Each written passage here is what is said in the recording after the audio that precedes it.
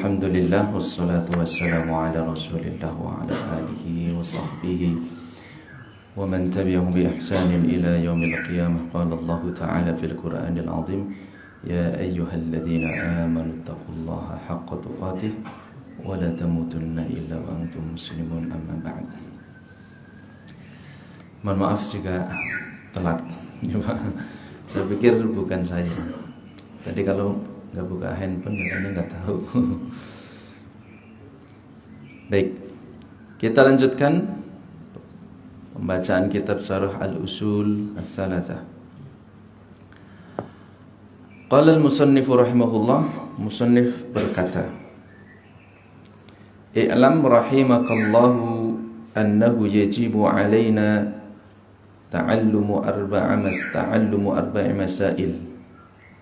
Ketahuilah, semoga Allah mencurahkan rahmatnya kepada Anda, sesungguhnya wajib atas kita untuk mempelajari 4 perkara. Itu matan yang disebutkan di dalam kitab ini. Baik, di sini asy-syarih atau yang mensyarah matan ini menjelaskan, ketika sahibul matan mengatakan i'lam, maka ketahuilah yang dimaksud dengan al-i'lam itu maksudnya dari kata al-ilmu. Maka al-ilmu itu adalah idraku syai' ala ma huwa alaihi idrakan jaziman.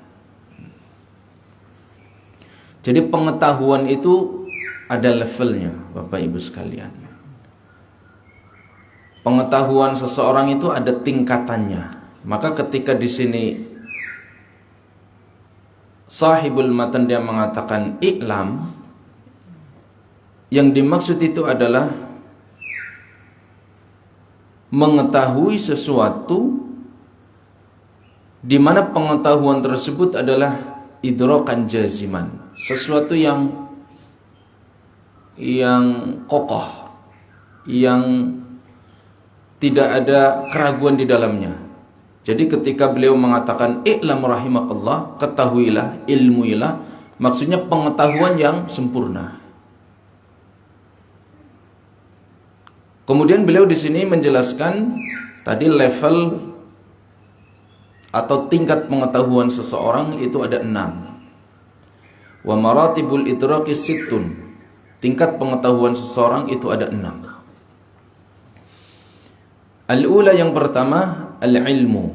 Itulah yang diinginkan oleh seorang atau sahibul matan di sini ketika beliau mengatakan i'lam, pelajarilah, ketahuilah. Yang ingin beliau sampaikan di sini adalah tingkatan yang pertama. Apa yang dimaksud? Yaitu wa huwa idraku syai'i ala ma huwa alaihi idrakan jaziman. Pengetahuan terhadap sesuatu di mana pengetahuan tersebut adalah pengetahuan yang kokoh, jazim, tidak ada keraguan. Maka nanti yang ingin beliau sampaikan 4 hal di sini itu dituntut atau diharapkan pengetahuan yang betul-betul sempurna. 4 hal ini harus diilmui, harus dipelajari dengan baik, dengan sempurna. Itu yang pertama. Nah, kalau kita konversi atau kita sederhanakan dalam bahasa matematiknya, maka al-ilmu itu pengetahuan terhadap sesuatu di mana pengetahuan tersebut adalah pengetahuan yang sempurna, yang kokoh. Maksudnya kalau kita konversi kepada angka, itu ya kurang lebih 100%. Jadi betul-betul kita mengetahui dengan baik. Kemudian tingkatan yang kedua, as-saniyatu, yang dimaksud tingkatan yang kedua itu al-jahlul basit. Wa huwa adamul idraku bil kulliyah.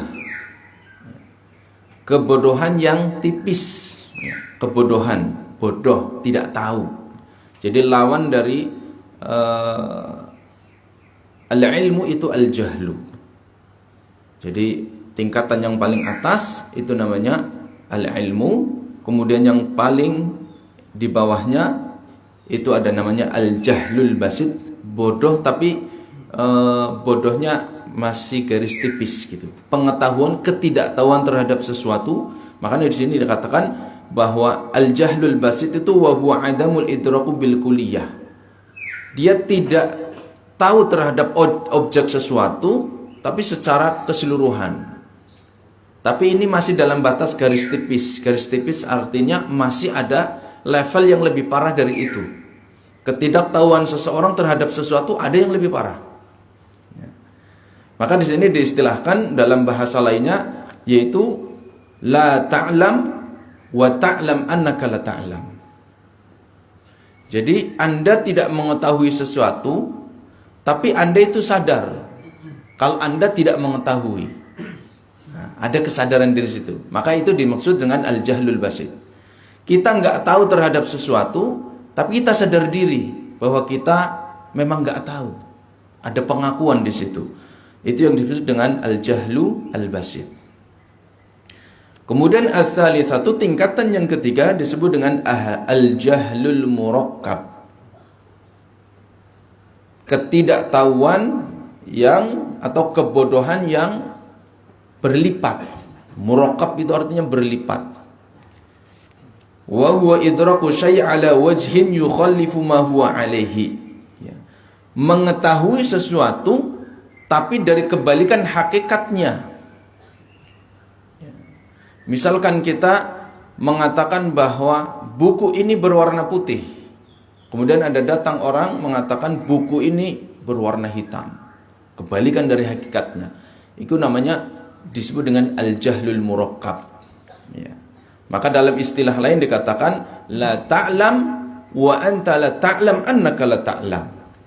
Anda tidak mengetahui sesuatu dan Anda tidak tahu kalau Anda itu enggak tahu. Gitu ya, Pak. Itu bahasa lainnya gitu. Jadi ini lebih parah daripada al-jahlu al-basit. Kemudian tingkatan yang keempat ar-rabi'atu al-wahmu. Al-wahmu dalam bahasa lainnya, kalau di sini dikatakan al-wahmu wa huwa idraku syai' ma'a ihtimali diddir rajih.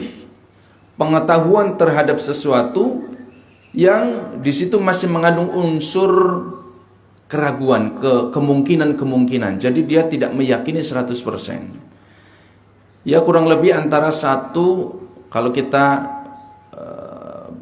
bahasakan dalam angka presentasi antara 1 sampai 49%. Itu namanya al-wahmu. Ya. Idraku marjuh, ya. Yaitu pengetahuan terhadap sesuatu yang tidak kuat, marjuh. Jadi dia mengetahui sesuatu tapi bertentangan dengan sesuatu yang lebih kuat. Jadi dia hanya meyakini sesuatu yang sebenarnya itu tidak kuat, marjuh, lemah. Makanya pengetahuan yang presentasinya antara 1 sampai 49% itu disebut dengan al-waham, dugaan saja, dugaan, baru menduga. Itu tingkatan seseorang. Kemudian ada disebut juga yang level yang kelima, al-khamisatu, itu disebut dengan asyak.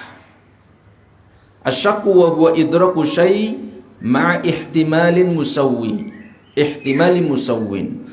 Pengetahuan terhadap sesuatu tapi levelnya masih sama, antara tidak tahu dengan antara yang tahu, kurang lebih 50%. Dia tidak tahunya 50% dan dia tahunya 50%. Ya. Jadi hanya pengetahuannya itu hanya 50% saja. Itu disebut dengan ragu-ragu, asyak. Kalau tadi dugaan, waham itu dugaan tapi nggak sampai 50%. Dia nggak tahu mana yang di atas 50%. Jadi dia nggak terlalu yakin. Nah kalau asyak, ragu-ragu itu antara 50 dan 50 perbandingannya. Kemudian level yang keenam, as-sadisatu adz-dzannu wa huwa idraku syai'i ma ihtimali diddi marjuhin.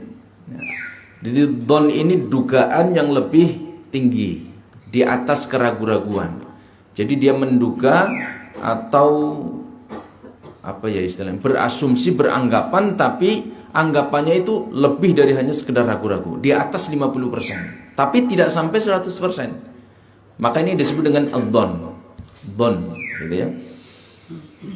Ya kurang lebih idrakur rajih, pengetahuan terhadap sesuatu yang dia anggap lebih kuat, tapi nggak 100%. Maka kalau kita urutkan itu, yang pertama itu al-ilmu 100%, kemudian adzon di atas 50% tapi tidak sampai 100%, kemudian di bawahnya ada syak, yaitu ragu-ragu hanya 50%, di bawahnya ada al-waham, yaitu 1 sampai 49%, di bawahnya lagi ada namanya al-jahlul basit, yaitu tidak mengetahui sesuatu sama sekali, kemudian yang terakhir itu al-jahlul murakkab, ketidaktahuan, kebodohan yang berlipat. Nah, kenapa beliau menjelaskan ini di sini? Karena yang ingin beliau sampaikan itu, ketika 4 hal ini nanti akan dijelaskan oleh beliau, keinginannya adalah supaya kita semuanya itu betul-betul mengetahui dengan sempurna, bukan hanya pengetahuan yang setengah-setengah, bukan hanya sekedar pengetahuan yang hanya sampai 80% saja, tidak. Tapi beliau menginginkan 4 perkara ini yang nanti ingin dijelaskan oleh beliau itu harus betul-betul dari semua sisinya dipelajari dengan baik, dipahami dengan baik, sampai betul-betul 100%. Kemudian beliau menjelaskan tentang makna ilmu, ya, pembagian ilmu. Wal ilmu yanqasimu ila qismaini, dzaruriyun wa nadhariyun. Ilmu itu terbagi menjadi 2. Yang pertama dzaruri, yang kedua nadhari. Pengetahuan seseorang itu terbagi menjadi 2, dzaruri dan nadhari. Dzaruri itu sesuatu yang pasti, ya, yang pasti. Adapun nadhari itu ya kurang lebih secara teori, gitu ya. Ada ilmu pasti, ada ilmu teori. Fad-daruriyu ma yakunu idrakul ma'lum fihi daruriyan bihaitsu yattaru ilaihi min ghairi nadhar wala istidlal kal ilmi bi anna an-nara haratun mathalan. Nah, yang dimaksud dengan ilmu pasti itu adalah pengetahuan terhadap sesuatu tanpa dia harus berpikir, bi ghairi nadhar. Idrakul ma'lum, mengetahui suatu objek, suatu pengetahuan yang pasti dan dia nggak harus berpikir dulu, tanpa harus berpikir panjang. Rihlah, ya, rihlah atau perjalanan otak ini tanpa dia harus berpikir. Bihaitsu yatarru ilaihi min ghairi nadhar, tanpa dia harus berpikir. Contohnya adalah api, ya. Di sini dimisalkan api itu panas. Maka ketika dia melihat api atau di depannya ada api, maka secara otomatis otaknya itu akan langsung menangkap bahwa yang namanya api itu panas. Maka dia akan menghindarinya. Dia tidak berpikir dulu, atau kemudian dia berpikir dulu, apakah api ini panas atau tidak ya kira-kira. Dicoba dulu, panas atau enggak? Gitu. Itu secara naluri sudah diajarkan seperti itu. Ada ilmu-ilmu yang kemudian diilhamkan kepada manusia yang secara dzururi, secara naluri itu langsung diketahui. Kemudian yang kedua, jenis ilmu yang kedua yaitu an-nadhari. An-nadhari itu adalah sesuatu yang membutuhkan ma yahtaju ila nadharin wa istidlalin. Sesuatu yang membutuhkan pemikiran dan istidlal.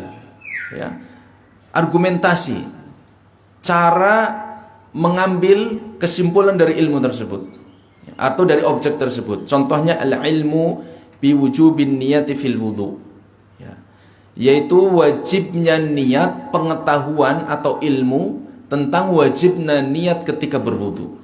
Ya, kita mau berwudu, ada satu ibadah namanya wudu. Kemudian apakah ketika seseorang berwudu dia wajib niat atau tidak? Maka dia harus berpikir dalilnya apa, istidlalnya, cara untuk mengambil dalil atau petunjuk bahwa di situ hukumnya wajib. Itu apa? Kenapa bukan sunnah? Kenapa bukan makruh? Kenapa bukan mubah? Nah, itu namanya istidlal. Dalilnya ada, kemudian cara mengambil makna dari dalil tersebut untuk menunjukkan bahwa setiap orang yang hendak berwudu maka dia wajib untuk berniat. Nah, itu butuh pemikiran. Itu butuh yang namanya kajian, butuh yang namanya kajian. Nah, itu ilmu yang dijelaskan di sini ada dua jenis, ya. Jadi ilmu-ilmu yang sudah pasti di sekeliling kita itu maka dia tidak membutuhkan pemikiran yang panjang. Kemudian setelah beliau menjelaskan tentang makna ilmu, beliau menjelaskan ungkapan rahimakallah. Rahimakallah. Jadi ini luar biasa sekali. Beliau menjelaskan secara detail kata per kata, karena ini penting sekali. Tadi tentang ilmu, tentang pengetahuan, beliau jelaskan. Pembahasan tentang maratibul ilmi ini biasanya dibahas di dalam ilmu usul fikih. Ilmu usul fikih, karena ini nanti akan berpengaruh terhadap suatu hasil, ya, suatu kesimpulan. Ini akan punya pengaruh dari tingkatan-tingkatan ini. Misalkan jenengan ketika berwudu, ya, sudah berwudu selang berapa jam, kemudian mau sholat. Nah, ketika seseorang sholat itu wajib untuk berwudu, karena itu syarat. La tuqbalu sholatun bi ghairi tahurin. Sholat tidak akan diterima tanpa berwudu. Itu syarat. Syarat sholat diantaranya adalah bersuci, yaitu berwudu. Tapi tidak ada keharusan kita setiap sholat harus mengulangi wudu. Tidak ada keharusan tajdidu al-wudu. Artinya, andai misalkan kita dari subuh masih punya wudu, selama belum batal sampai zuhur, maka tidak ada keharusan untuk mengulangi wudu. Selama kita masih dalam keadaan suci, masih ada wudu, maka kita boleh sholat zuhur dengan wudu sholat subuh, selama belum batal. Atau sholat subuh, kemudian setelah itu ada kajian, dilanjutkan dengan sholat syuruk, maka tanpa tidak ada keharusan kita harus berwudu lagi ketika mau sholat syuruk, mau sholat sunnah. Tidak ada. Selama kita masih suci dari hadas, maka kita boleh memakai air wudu untuk sholat subuh, untuk sholat sunnah. Nah, kemudian ketika itu berlalu zaman, waktu, tiba-tiba di waktu duhur dia ragu-ragu, saya sudah batal atau belum? Karena dia sudah melakukan banyak aktivitas. Nah, ragu-ragu di situ disebut dengan asyak. 50% batal, 50% tidak. 50% tidaknya di mana? Saya belum batal, karena dia masih ingat ketika subuh saya betul-betul berwudu. Tapi setelah aktivitas, kira-kira ada nggak ya angin yang keluar? Nah, itu ragu dia. Kemungkinan ada ihtimal itu. Nah, nanti dalam ilmu ada ilmu namanya disiplin ilmu al-qawaidul fiqhiyah, kaidah-kaidah fikih. Nanti asyakku la yazul al-yaqinu la yazullu bisyak. Keyakinan itu tidak bisa digugurkan dengan keraguan-raguan. Nah, nanti dia pilih mana? Antara yang yakin atau yang syak, lebih kuat yang mana? Nah, gitu. Nanti ini pentingnya pengetahuan tentang maratibul ilmi, di antaranya itu. Atau misalkan kita dalam sholat sudah berapa rakaat kita lupa, kan dalam sholat kadang lantur gitu ya Pak. Pernah nggak Pak? Sering, mana ada yang sering itu kan? Ya gitu. Di situ nanti ini sudah berapa rakaat, atau 2 atau 3. Nah, gitu. Al-yaqinu la yazulu bis-syak. Kemudian kembali ke sini, beliau ingin menjelaskan tentang kalimat rahimakallah. Ya, kita sering mendengar kalimat itu, misalkan fulan rahimahullah, Allahu yarham, gitu ya. Maka di sini kata beliau, afadha 'alaika min rahmatihi allati tahsulu biha 'ala matlubika wa tanju min mahdhurika. Jadi kalimat rahimakallah ini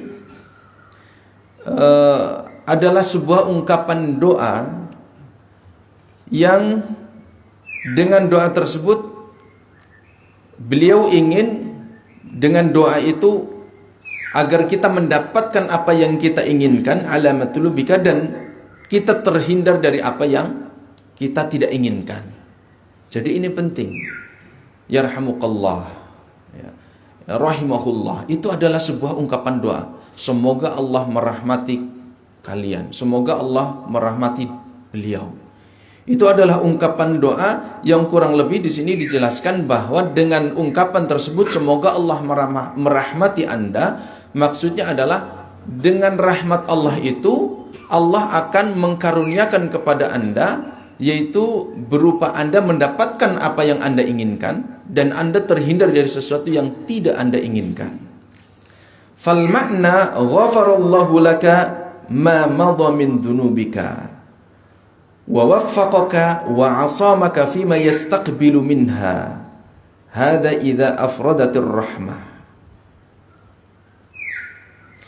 Jika kata-kata rahmah itu disebutkan secara terpisah, independen, sendirian, tidak diiringi dengan kata-kata yang lain, maka yang dimaksud dengan rahimakallah, semoga Allah merahmati Anda, itu adalah sebuah ungkapan doa semoga Allah mengampuni dosa-dosa yang telah lalu, dan semoga Allah memberikan taufik kepada Anda agar Anda dijaga dari dosa-dosa itu di kemudian hari. Jadi ini makna sebuah ungkapan doa yang sangat luar biasa. Permohonan kepada Allah dari kita. Ya, kalau di sini berarti konteksnya muallif ingin, ya, ini bagian dari kasih sayang seorang muallif, seorang penulis, seorang ulama. Ketika beliau menulis sesuatu sambil memberikan doa, mengungkapkan permohonan kepada Allah bagi setiap pembacanya yang membaca kitab ini, semoga Allah memberikan rahmat kepada kalian. Artinya apa? Semoga Allah mengampuni dosa-dosa kalian, menghapus dosa-dosa kalian yang sudah Anda lakukan, yang sudah berlalu, dan Allah itu akan menjaga kalian, memberikan taufik kepada kalian, memberikan kekuatan kepada kita sebagai pembaca kitab ini terhindar dari dosa-dosa yang akan kita lakukan. Nah itu kalau rahimahullah itu atau rahimakallah disebutkan secara terpisah. Amma idza qaranat bil maghfirah fal maghfiratu lima madha min adh-dhunubi wa rahmatu wat taufiqu lil khairi wa salamati min adh-dhunubi fil mustaqbal. Adapun jika kalimat rahimakallahu itu dikaitkan atau diiringi dengan maghfirah, ya, dengan ampunan, maka al-maghfirah itu maksudnya adalah ungkapan doa semoga Allah mengampuni dosa-dosa yang telah lalu. Adapun rahmah itu adalah wa taufiqu lil khair, adalah taufik dari Allah Subhanahu wa taala agar kita itu mendapatkan kebaikan dan keselamatan dari dosa-dosa fil mustaqbal, di kemudian hari. Itu bedanya, ya. Wasani'ul muallifi rahimahullahu ta'ala yadullu ala inayatihi wa syafaqatihi bil mukhatib wa qasadal khair lahu. Nah, kenapa muallif kemudian dia menyebutkan ungkapan rahimakallah? Padahal cukup ketika dia mengatakan i'lam annahu yajibu alaina. Cukup dia sebenarnya tanpa harus mengucapkan doa. Tapi inilah indahnya persaudaraan di dalam Islam. Saling mendoakan. Kita salam kepada orang lain, maka kita wajib untuk menjawab salam. Bertemu, maka kita mengucapkan salam. Assalamualaikum warahmatullahi wabarakatuh. Assalamualaikum warahmatullahi wabarakatuh. Dalam sholat, kita mengucapkan salam kepada saudara-saudara kita yang ada di sebelah kanan. Kemudian tidak selesai sampai di situ, kita mengucapkan salam lagi kepada saudara-saudara kita yang ada di sebelah kiri. Saling mendoakan. Itulah indahnya Islam. Maka di sini mu'allif pun demikian. Beliau mengatakan, "I'lam rahimakallah, ketahuilah semoga Allah merahmati Anda." Maka ini adalah menunjukkan tentang perhatian beliau kepada para pembacanya dan bagaimana kasih sayang syafaqah beliau itu kepada mukhatib. Mukhatib di sini maksudnya para pembaca yang membaca kitabnya. dan beliau tidak menunjukkan hal itu kecuali hanya menginginkan kebaikan. Ya. Doa itu adalah sesuatu yang baik. Maka ketika seseorang dia mengungkapkan doa, itu menunjukkan bahwa dia orang yang baik. Gak mungkin orang yang tidak memiliki hasrat untuk melakukan kebaikan, keinginan kebaikan, dia melakukan atau dia mendoakan kebaikan kepada orang lain. Kalau orang sudah memiliki dendam dalam hatinya, dia memiliki sesuatu yang ada masalah dia dengan orang lain dalam hatinya, maka dia tidak akan mendoakan, apalagi mendoakan kebaikan. Ya. Maka di sini bagaimana beliau sallallahu alaihi wasallam menunjukkan perhatian beliau yang sangat sayang, yang sangat perhatian kepada para pembacanya, yaitu dengan mendoakan rahimakallah, semoga Allah mencurahkan rahmatnya kepada kalian. Dan ini doa yang sungguh luar biasa, yang mengandung berupa permohonan kepada Allah Subhanahu wa taala untuk mencurahkan kasih sayangnya, yaitu berupa mengampuni dosa-dosa yang telah lalu maupun menjaga kita semuanya dari perbuatan-perbuatan dosa yang bisa jadi akan dilakukan di kemudian hari. Itu jika rahimakallah itu diartikan secara terpisah. Ataupun jika dikaitkan dengan maghfirah, ampunan, maka yang dimaksud dengan ampunan adalah permohonan kepada Allah berupa ampunan, berupa penghapusan dosa-dosa yang telah lalu. Adapun rahmah itu adalah kasih sayang Allah berupa penjagaan ataupun taufik dari Allah Subhanahu wa taala untuk sesuatu yang akan datang agar terhindar dari perbuatan-perbuatan dosa. Kemudian yang ketiga di sini, hadhil masailu allati dzakaraha al-muallif rahimahullahu taala tashmalu ad-din kullahu fi jadiratin bil inayati li'idhamin naf'iha. Masalah-masalah yang disebutkan oleh penulis di sini itu mencakup seluruh perkara-perkara agama dan jadiratun bil inayah, yang harus betul-betul kita terfokuskan perhatian kita. Jadi hidup kita bukan hanya sekedar fokus perhatian kepada anak istri, kepada keluarga, kepada orang tua yang masih punya orang tua, kepada tetangga, ataupun kalau kita punya profesi, ya kita punya perhatian, fokus kepada profesi kita, pekerjaan kita. Nah, kaitan dengan nasib kita di akhirat nanti, maka jadirun bil inayati, kita harus betul-betul juga punya perhatian yang baik tentang masalah-masalah yang akan disebutkan oleh penulis di sini. Kenapa? Li'idhamin naf'iha, karena begitu agungnya manfaat dari perkara-perkara ini. Nanti kita akan mengetahui sendiri bahwa perhatian ini harus kita fokuskan di situ. Tidak boleh kita menyepelekannya, tidak boleh kita menggampangkannya. Kenapa? Karena ini terkait masalah agama. Terkait masalah agama. Ya mungkin kemarin ada ya pemandangan sedikit di tingkat nasional ya. Bagaimana para public figure, para tokoh-tokoh memperlihatkan toleransi yang sebenarnya itu bagaimana dalam pandangan Islam. Dan itu sudah terjadi lama, Pak, di kampung saya. Ya, sudah terjadi lama. Karena tingkat pengetahuan yang terbatas atau yang kebablasan. Kalau di kampung saya itu, yang saya ingat itu ya bukan karena tingkat pengetahuannya yang tinggi, karena masyarakat di kampung, di pelosok-pelosok gitu, tapi karena kekurangannya atas nama toleransi. Jadi kalau musim Desember itu nanti gantian ya dengan salah satu agama itu. Nanti mereka kadang hadir di tempat mereka, di rumah ibadah mereka, mengikuti acara dari awal sampai akhir. Gantian nanti ketika umat Islam ada acara seperti itu, mereka diundang dan mereka hadir. Ya. Dari tokoh-tokoh agamanya. termasuk dari jamaahnya. Itu sama, atas nama toleransi. Nah, ini penting untuk kita ketahui supaya apa? Ini terkait agama kita. Kita harus tahu di mana batasan-batasannya, mana yang boleh, mana yang tidak.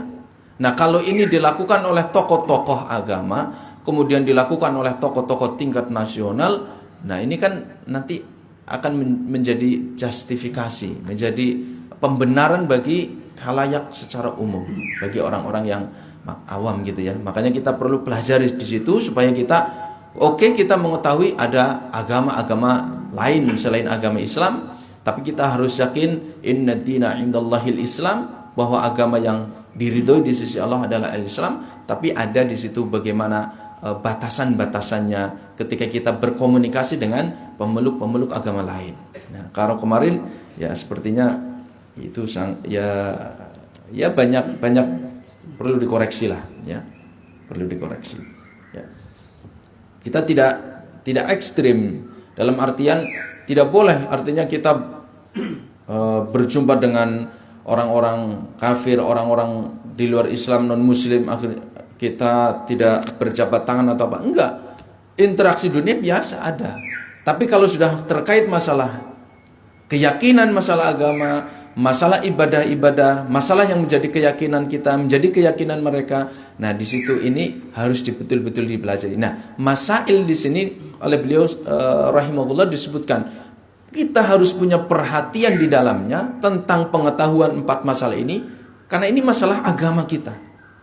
Jangan hanya sekedarnya kita pengen mendapatkan jabatan yang bagus, pengen mendapatkan sesuatu yang bagus, kita pun bisa fokus untuk perhatian di dalam. Maka ini pun kita harus perhatian di dalamnya supaya kita tahu batasan-batasan yang boleh, batasan-batasan yang tidak boleh. Ya. Demikian, insyaallah 4 hal itu secara terperinci dari satu persatu nanti dijelaskan oleh mu'alif, kita bacakan di sini agar kita nanti punya pengetahuan, punya motivasi yang lebih, supaya kita betul-betul bukan hanya perhatian fokus pada dunia, tapi kita juga harus punya fokus kita tentang akhirat kita. Ya, wala tansa nasibaka minad dunya. Jadi boleh kita untuk tidak lupa dengan dunia ini, tapi Allah Subhanahu wa taala telah memberikan petunjuk kepada kita, wabtaghi ma ataqallahu darul akhirah. Cari negeri akhirat dengan apa yang Allah karuniakan kepadamu. Wala tansa nasibaka minad dunya. Jangan lupa dunia. Oke, apa yang kita miliki nikmati. Apa yang kita miliki maka syukuri. Apa yang kurang bersabar. Tapi jangan lupa akhirat kita, supaya kita tidak rugi dunia dan akhirat. Dan itu semuanya membutuhkan ilmu, pengetahuan yang sempurna 100%. Demikian kurang lebihnya, mohon maaf. Aku lu qauli hada, subhanakallahumma wa bihamdika asyhadu an la ilaha illa anta astaghfiruka wa atubu ilaik. Assalamualaikum warahmatullahi wabarakatuh.